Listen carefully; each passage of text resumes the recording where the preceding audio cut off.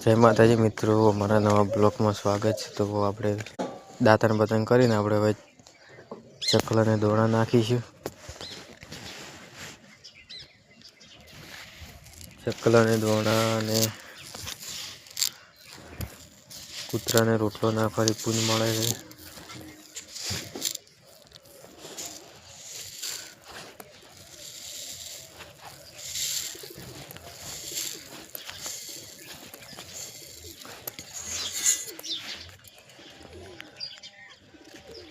તો બધા મિત્રો સવારમાં ચકલાને દોણા અને કૂતરાને રોટલો નાખો, તે ઠાઠની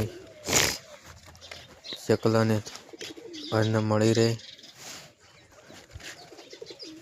જય માતાજી।